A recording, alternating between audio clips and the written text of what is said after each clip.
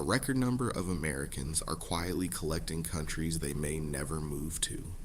They are residency permits kept in a drawer, ready for the day you leave. You do not have to live there. You barely have to visit. One of them you keep by showing up once every 3 years.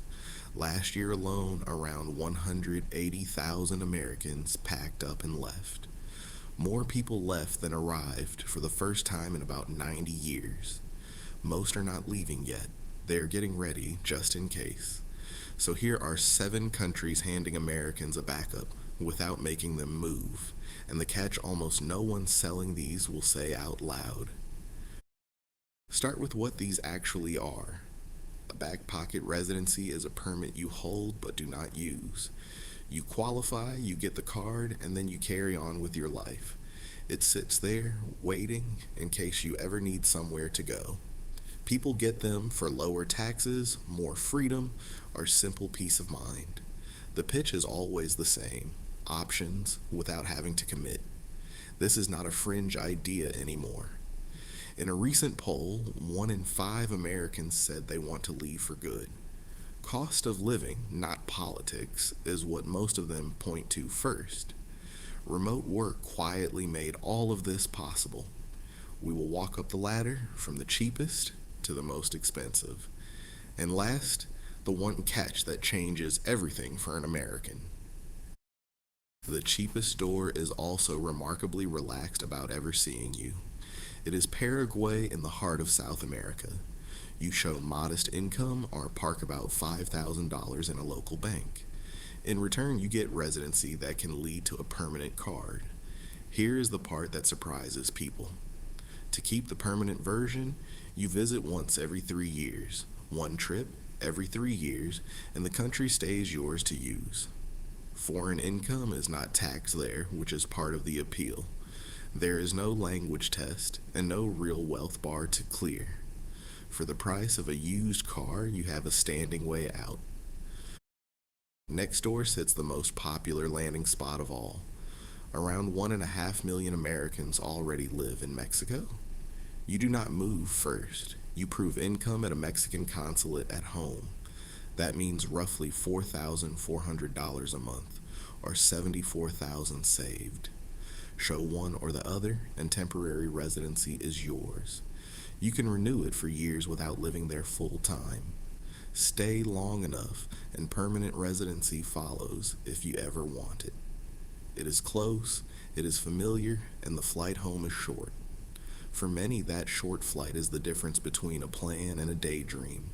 That nearness is the whole point of a backup you might actually use. The third option asks a little more of you. Costa Rica wants proof of income too, and it sets 2 bars. $1,000 a month from a pension or $2,500 from other income. But this one is less of a true back pocket plan. You have to set foot in the country at least once a year. And you must pay into the public health system every single month. Plenty of Americans still choose it, but as a home, not a parked permit. So it is cheap to qualify for, but it quietly asks for commitment. A reminder that without is doing a lot of work in without moving. Now we leave the Americas for Southeast Asia. Thailand sells a membership called the Privilege Card. You pay a one-time fee starting around $19,000. What you get is 5 years of residency with no income test at all. You never need to set foot there. You drop in when you like. But read the fine print before you fall in love with it. It gives you no right to work and no break on your taxes. And the cheapest tier is set to disappear later this year. Still, tens of thousands treat Thailand as an easy second base. Stay in the region for the next one, and yes, this includes Bali. Indonesia has a second home visa for people who move money, not themselves. Park about $130,000 in an Indonesian bank, or own property worth the same, and a 5-year permit is yours. There is no requirement to ever set foot there. The whole thing is done online, and for most people, the draw is Bali. But there is a line you do not want to cross. Spend over half the year there and they tax your worldwide income. A back pocket residency only stays simple while it stays in your back pocket. Back to the Americas and a country built for this exact idea. Panama runs on US dollars and does not tax foreign income. For years, you could get in by forming a small company for a couple thousand. That easy version was shut down in 2021.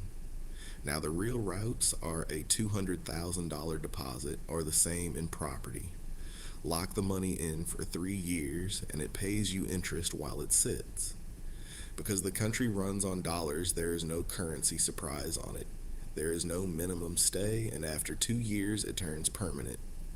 It costs more than it used to, but it is still genuinely hands off. At the top of the ladder sits the priciest door of all, the United Arab Emirates and its 10-year golden visa. You move 2 million dirhams, about $545,000. Put it in property, a fund, or a deposit, and you qualify. You can stay away for more than 6 months without losing it, and the country itself charges no personal income tax. It covers your family and renews for another decade. For someone with real money, it is the cleanest back pocket there is, which brings us finally to the catch. Every one of these is sold with the same quiet promise: lower your taxes. For most of the world, that can be true. For an American, it is mostly not. The United States is one of the only countries that taxes by citizenship, not by where you live, by the passport you hold. So you can hold residency in all 7 of these countries and still owe the exact same tax back home. This is the single fact that sets an American apart from everyone else here. It is why a second residency and a second passport are not the same thing. A drawer full of permits does not move you out of the American tax net. Only actually leaving for good does that, and leaving has its own price. So when someone sells you a residency as a tax escape, ask the question they skip. Escape from whose taxes exactly? Here's the honest way to read all 7. If you want lower taxes by Friday, none of these are it. That door only opens if you move your life and cut the cord. But if you want a backup, a place to go if things turn, then these are real. And most are easier than you would guess. Spread a few around and you hold a map of exits, not just one. Paraguay for pennies, Mexico for nearness, Dubai for the wealthy escape hatch.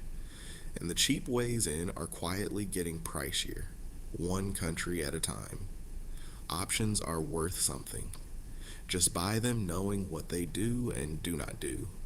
Because the moment leaving for good comes up, the country you have to deal with is not on this list. It is your own. One shift changes everything.